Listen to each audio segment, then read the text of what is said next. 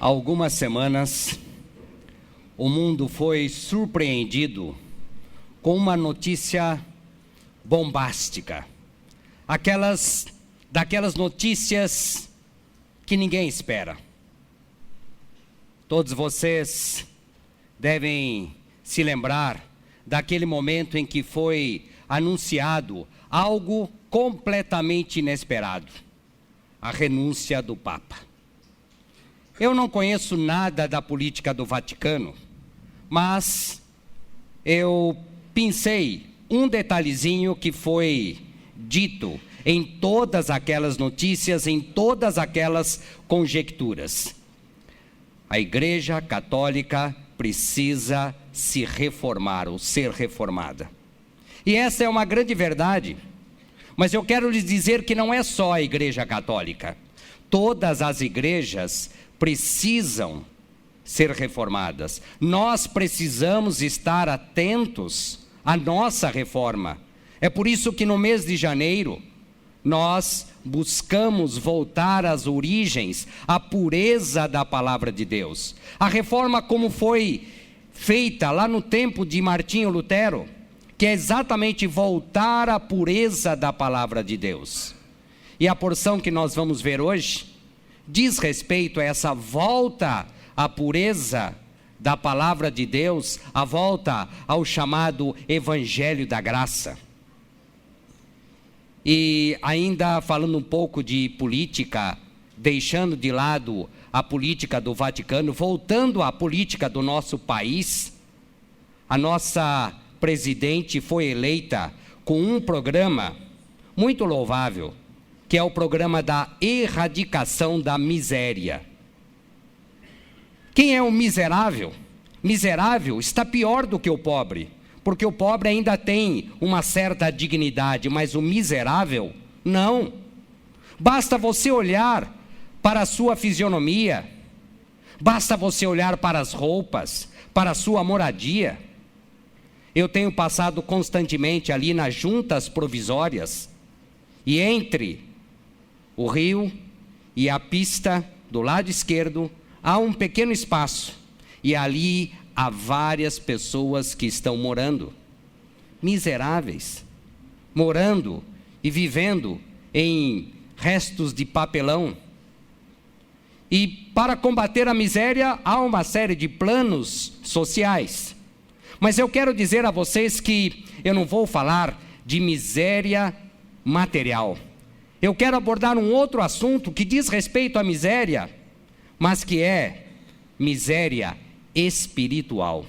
Também existe miséria espiritual. Se é fácil detectar a miséria material, às vezes não é tão fácil de ver a miséria espiritual. E esse tipo de miséria, nenhum político, nenhum governante poderá erradicar. É certo que há algumas filosofias, algumas correntes filosóficas que militam nesse sentido. É certo que há algumas religiões ou correntes religiosas que buscam isso. Mas eu quero lhes dizer que Jesus Cristo é o único capaz de erradicar, de acabar, de suprimir a miséria do ser humano. É o único. Não há outro que possa fazer isso. E é por isso que hoje eu quero apresentar a vocês esse programa de Jesus para acabar com a miséria espiritual. Um programa que é tão importante, tão significativo, que quando a pessoa sai da miséria espiritual, automaticamente, não é automático, mas não há uma explicação social, mas há uma explicação teológica, a pessoa sai da miséria material. É tão importante que o fim da miséria espiritual leva ao fim da miséria material. E Jesus apresenta claramente esse programa em várias passagens dos evangelhos, mas eu quero ler hoje uma pequena porção que está no livro de Mateus, capítulo 4.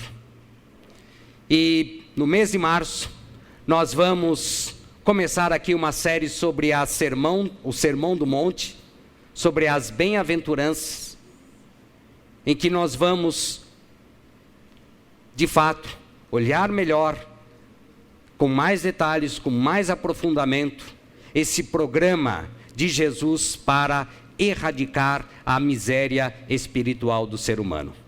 Mateus 4, a partir do versículo 12. Ouvindo, porém, Jesus que João fora preso, aqui é João Batista, retirou-se para a Galileia, e deixando Nazaré, foi morar em Cafarnaum, situada à beira-mar, nos confins de Zebulon e Naftali, para que se cumprisse o que fora dito por intermédio do profeta Isaías: terra de Zebulon, terra de Naftali, caminho do mar, além do Jordão, Galileia dos gentios. O povo que jazia em trevas viu grande luz, e aos que viviam na região e sombra da morte, resplandeceu-lhes a luz. Daí por diante, passou Jesus a pregar e a dizer: arrependei-vos, porque está próximo o reino dos céus. Deus, nós estamos diante da sua palavra, a sua palavra que é santa, a sua palavra que nos traz o caminho para a salvação, a tua palavra que nos traz o caminho para a santificação. E nós estamos aqui desejosos, sedentos, famintos pela tua palavra. Ajuda-nos, Senhor, a sairmos daqui transformados pela ação do teu Santo Espírito e por aquilo que a palavra nos tocar nesta noite. Eu quero também, Deus, interceder por aqueles que nos visitam nesta noite. Abençoa cada um deles, Deus. Dá a tua porção para eles nesta noite, porque eles não vieram aqui por acaso, Deus. E para vocês que nos assistem pela internet, que o Senhor também os abençoe, que o Senhor também fale ao seu coração. E te agradecemos desde já, Deus, esperando que a luz, a única luz que pode brilhar na nossa vida, brilhe, Senhor, brilhe no nosso coração. Eu quero te agradecer, no nome do Senhor Jesus Cristo, o nosso Salvador. Amém.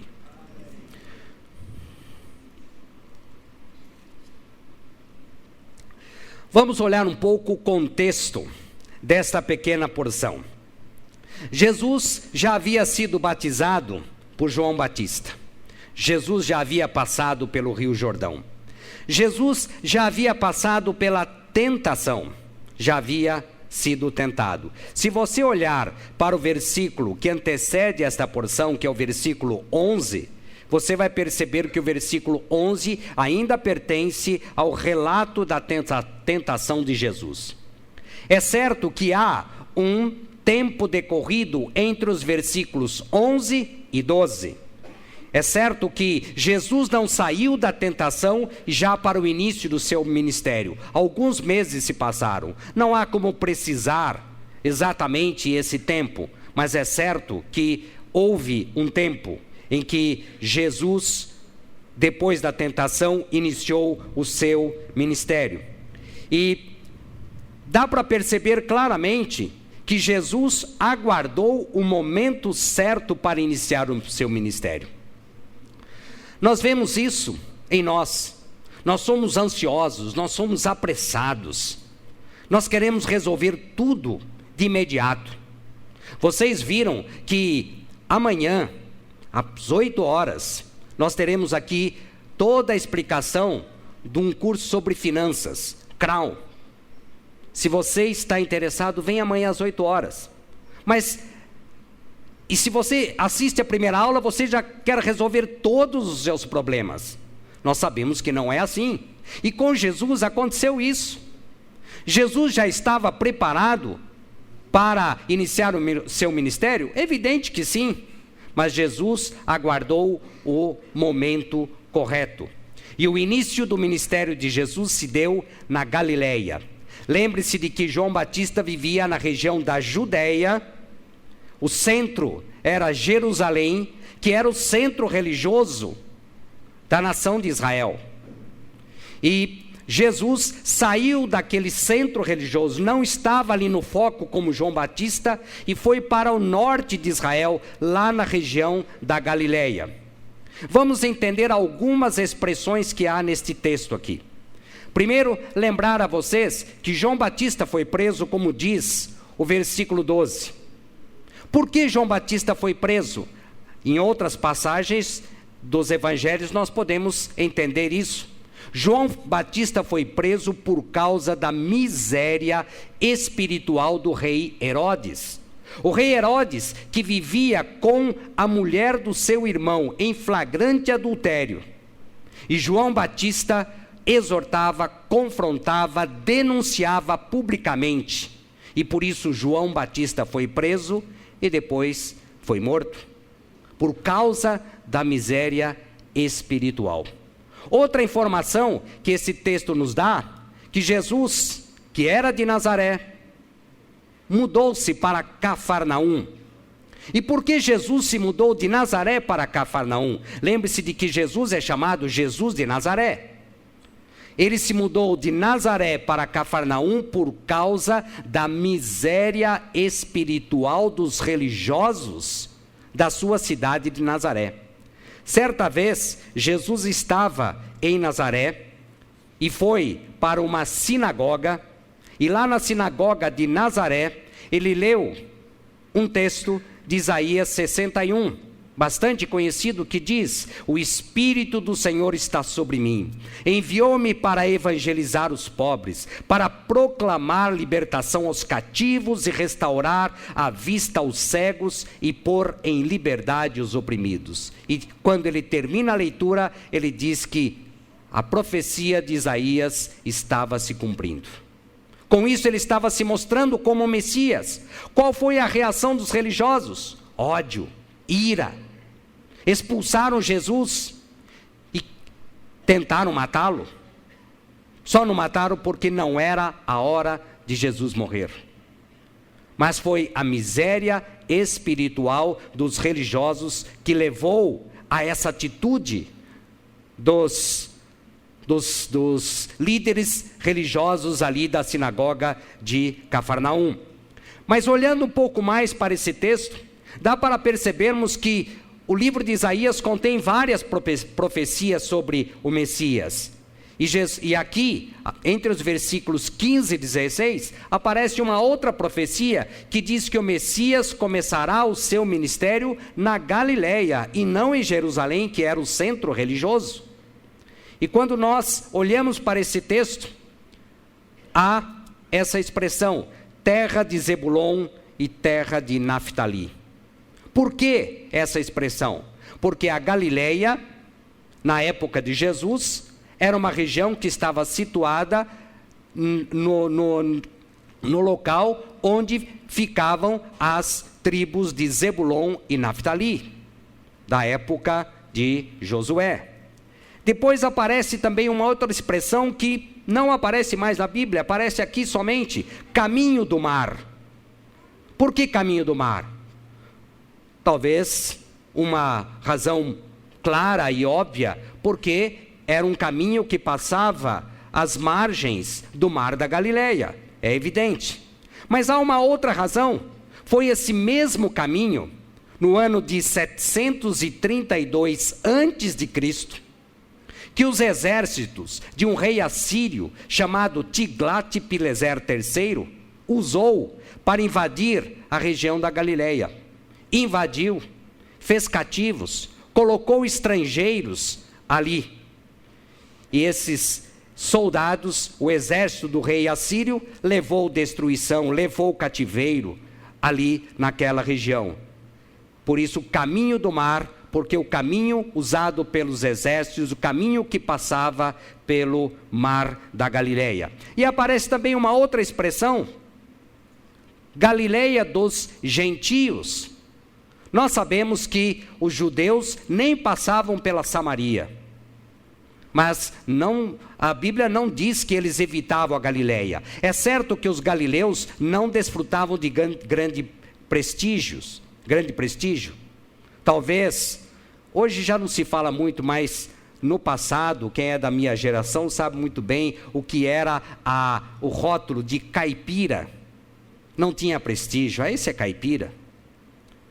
E os galileus desfrutavam mais ou menos desse rótulo. E Galileia dos gentios, mas ali havia judeus, de verdade. Mas por que Galileia dos gentios? Porque naquela região viviam estrangeiros.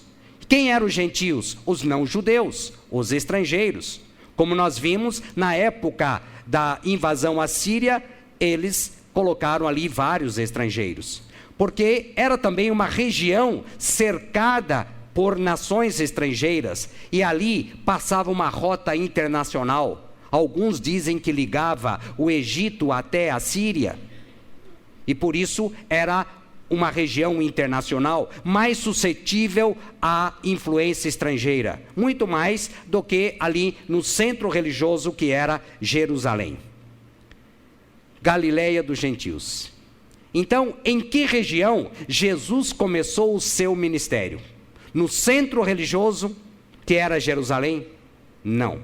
Ele foi começar lá na Galileia dos gentios, onde havia trevas e morte. O que isso nos transmite hoje? O que isso nos faz pensar? Que Jesus foi anunciar o evangelho da salvação onde imperavam trevas e morte.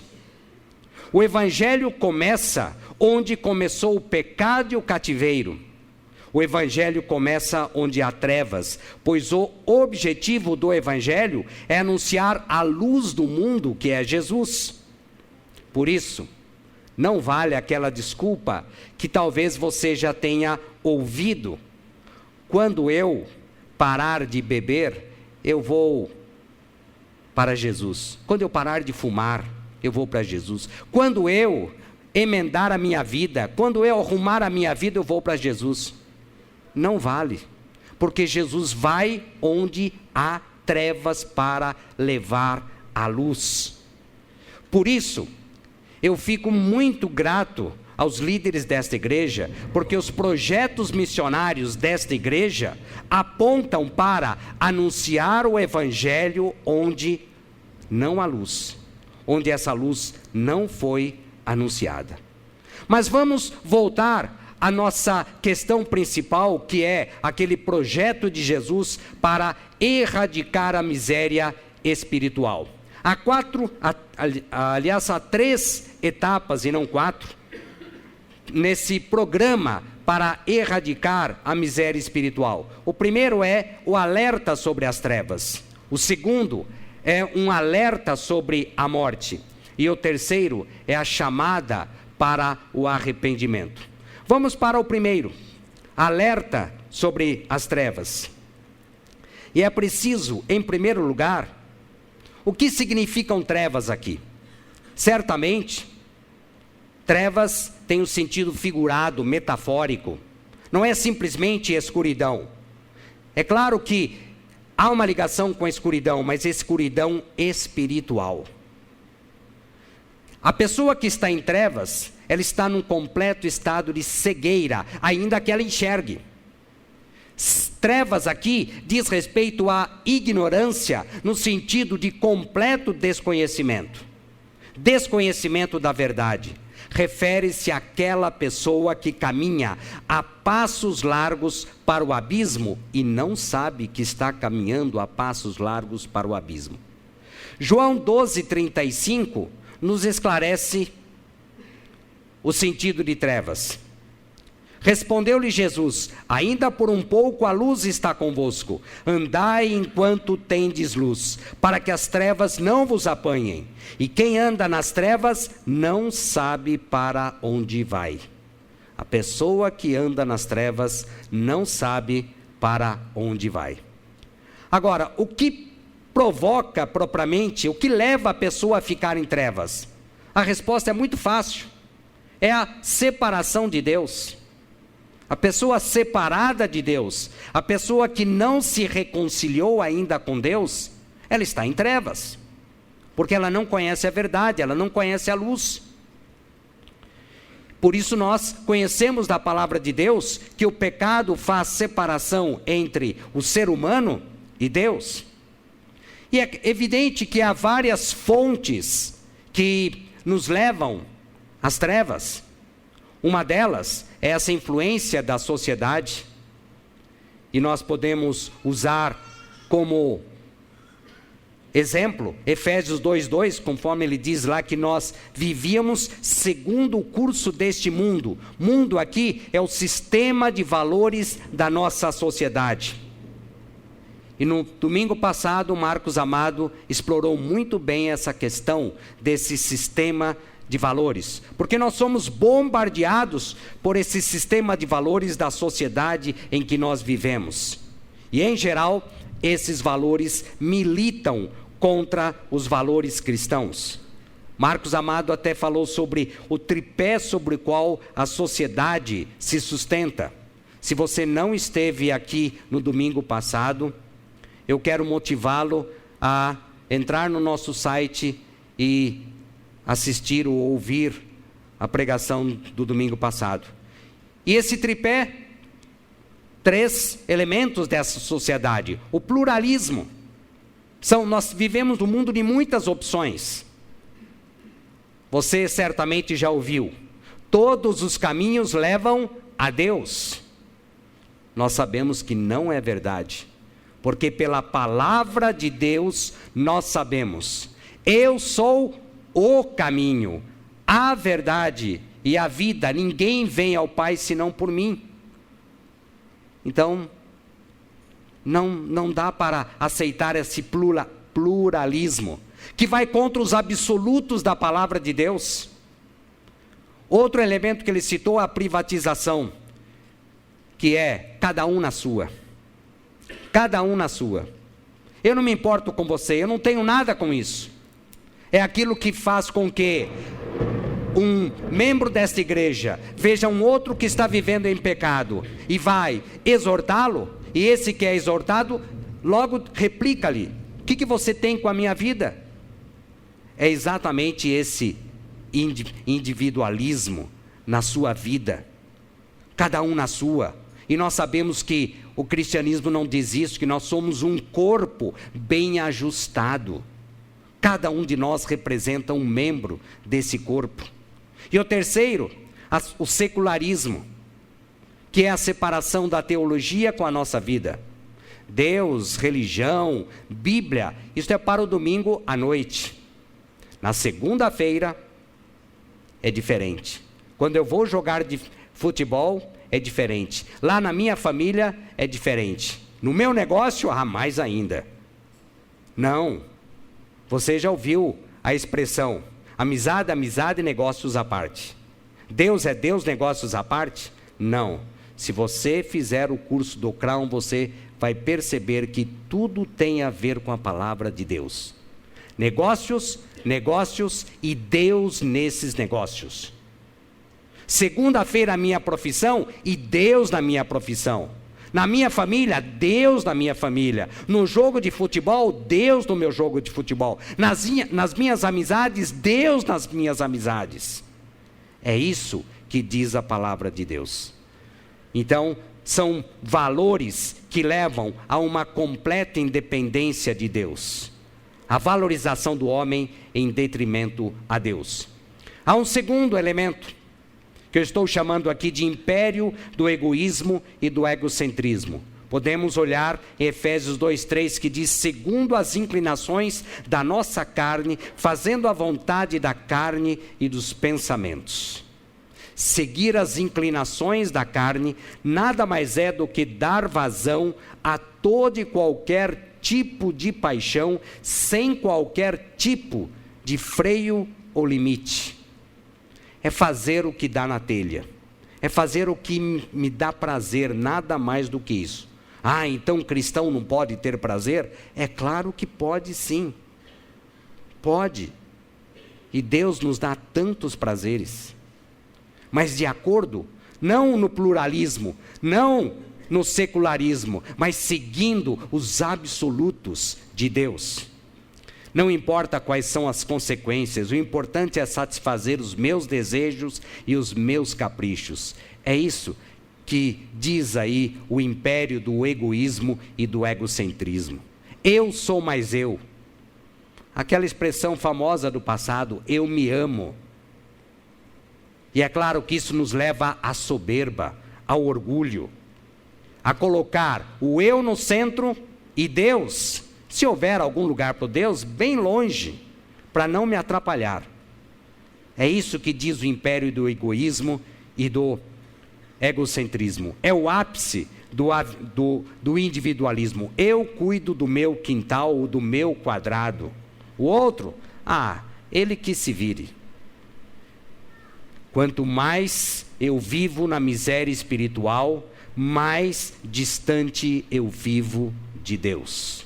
Quanto mais me deixo levar pelo meu orgulho e soberba, mais me afundo em trevas. E essa é uma forte marca de miséria espiritual. E o pior, a pessoa não sabe da sua condição miserável. E aí eu quero fazer uma pequena pausa para a sua reflexão. Será que você tem vivido em trevas? Ou não tem vivido, mas será que você tem passeado pelas trevas? Será que de vez em quando você tira férias de uma vida com Jesus Cristo e resolve fazer turismo pelas trevas, só porque isso lhe dá prazer? Você tem deixado se levar pelos valores dessa sociedade que milita contra Deus? Você tem afrouxado os padrões por falta de zelo com a palavra de Deus?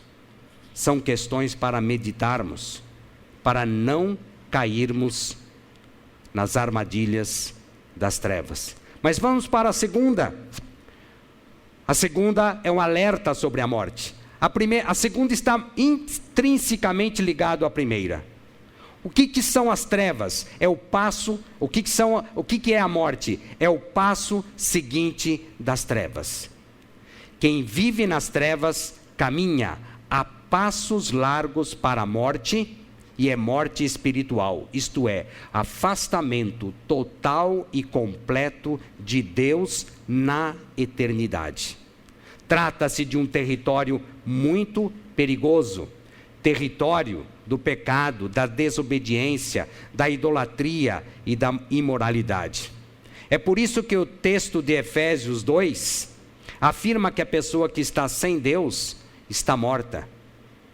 O texto diz: Ele vos deu vida, estando vós mortos nos vossos delitos e pecados. É um estar morto em vida.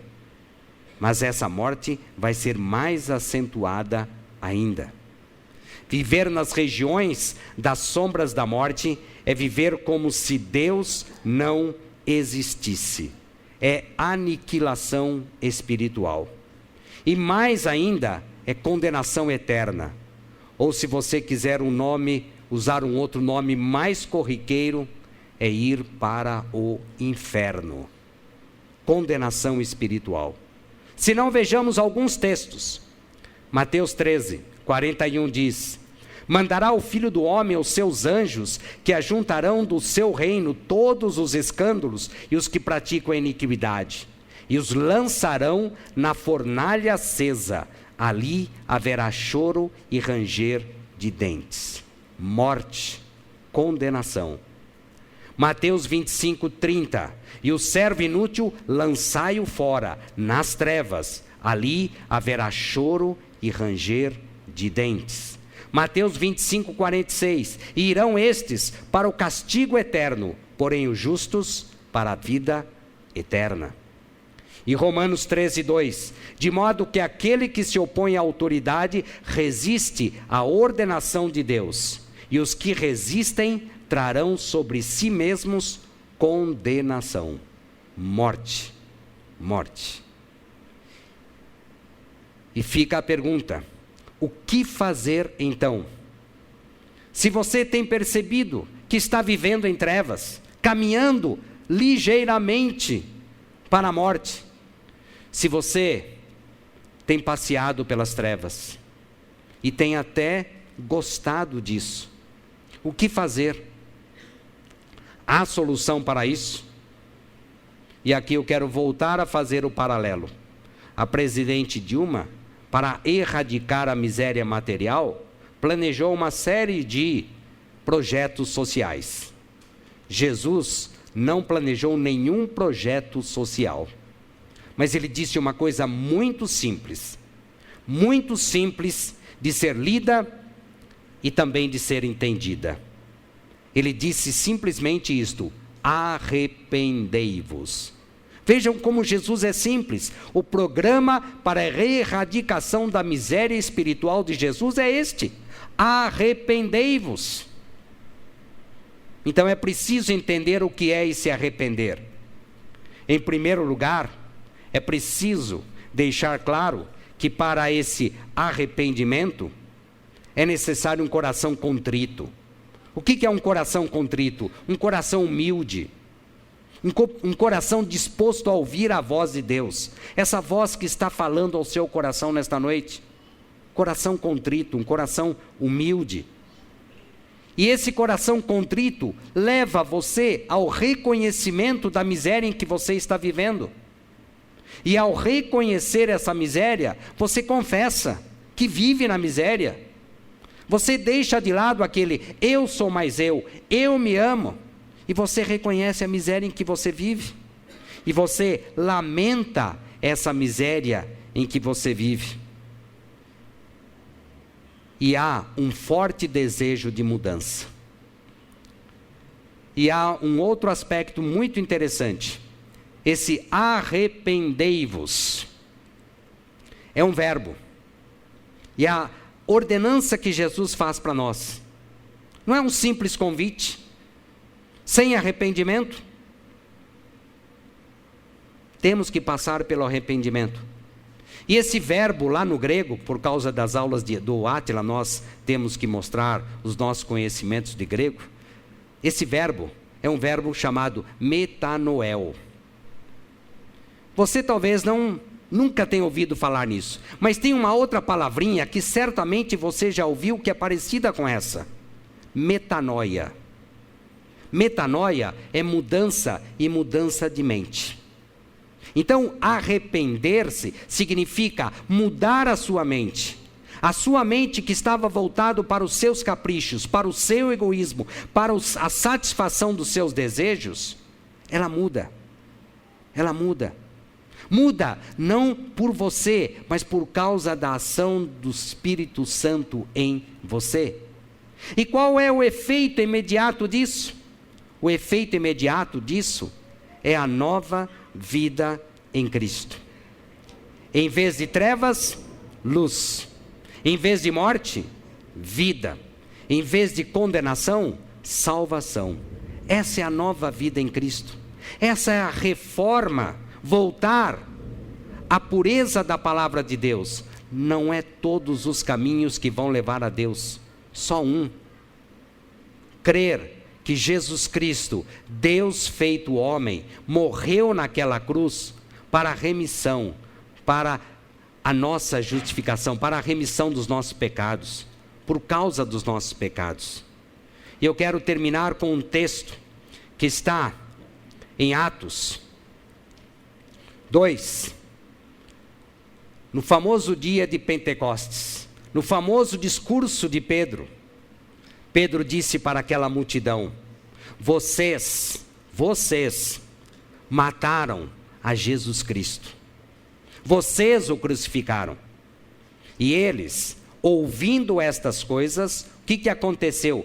Compungiu-se-lhes o coração. Ficaram com o coração contrito, humilde. Entenderam. E perguntaram a Pedro e aos demais apóstolos: que faremos, irmãos? Que faremos para sair da miséria espiritual? Respondeu-lhes Pedro: arrependei-vos, e cada um de vós seja batizado no nome de Jesus Cristo para a remissão dos vossos pecados, e recebereis o dom do Espírito Santo. Pedro aqui vai além do arrependimento. o batismo. Arrependa-se e seja batizado. Se você tem resistido a se arrepender e a crer pela fé que Jesus Cristo é o seu Salvador, eu quero lhe dizer que você tem caminhado a passos largos em direção à morte.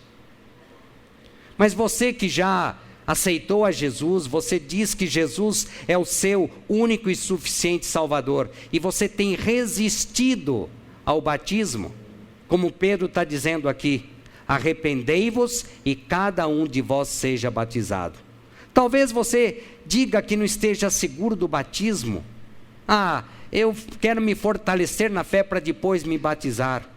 Eu quero lhe dizer que não é nada disso. Você se lembra do etíope? Ele foi batizado logo depois que ele entendeu, que ele se arrependeu e ele creu. Não deixe para depois o seu batismo. Em breve nós teremos batismo e você poderá falar com os responsáveis para estar em dia com aquilo que Jesus deseja para a sua vida. Por isso, eu quero pedir neste momento que você abaixe a sua cabeça, que você tenha um momento de meditação, mas que você aguce os seus ouvidos espirituais e que você também, ao ouvir esta oração, ore ao Senhor também, porque eu sei que Ele vai inclinar os ouvidos dele para a sua oração. Deus, obrigado pela sua graça e pela sua misericórdia, pois foi por isso que fomos alcançados e libertos das trevas e da morte. Deus, nós sabemos que a salvação começa por onde começou o pecado e o cativeiro. A verdadeira luz, Jesus Cristo, brilhará no meio das trevas. Sendo assim, não continue com esse discurso: quando eu melhorar, quando eu mudar de vida. Não faça isso. A luz brilha onde há trevas. Jesus quer você como você é, pecador e homem das trevas, pois Ele tem um plano para tirar você da miséria espiritual em que você vive e livrá-lo da condenação e da morte. Creia, arrependa-se e mude hoje a situação na sua vida. Você pode interromper essa caminhada de desgraça em sua vida. Você pode parar com essa rota que o levará para o abismo das trevas profundas. E se você foi tocado pelo Espírito Santo, faça comigo esta oração: Senhor Deus, eu reconheço que tenho vivido nas trevas dos meus pecados e caminho para a morte. Eu me arrependo e reconheço que Jesus Cristo é o meu único e suficiente Salvador. Venha em meu socorro, pois não quero viver mais em trevas, e muito menos terminar na morte espiritual. O Senhor vai ouvir essa oração que você está fazendo do fundo da tua alma. E você que já reconheceu a Cristo como Salvador em sua vida e ainda não se decidiu se batizar, o que você espera? Estar mais seguro? Não há outra escolha. Seja batizado em nome de Jesus Cristo, aquele que morreu na cruz para nos libertar da penalidade do pecado. Reconheça que o batismo é a marca exterior do arrependimento, do perdão que você tem em Jesus Cristo. Diga publicamente que você é de Jesus por meio do batismo. E você que é cristão, e você que tem tirado férias e viajado pelas regiões da sombra e da morte, mude a sua mente, reconheça e confesse seu pecado. Peça a Jesus que perdoe seus pecados e fraquezas. Peça a Ele que lhe dê forças para vencer as tentações que o levam para as trevas. Ó Deus, concede-nos a graça de nos livrarmos das trevas e das regiões da sombra e da morte. Queremos fazer parte do Teu reino. Queremos ainda mais proclamar e anunciar que há esperança neste mundo.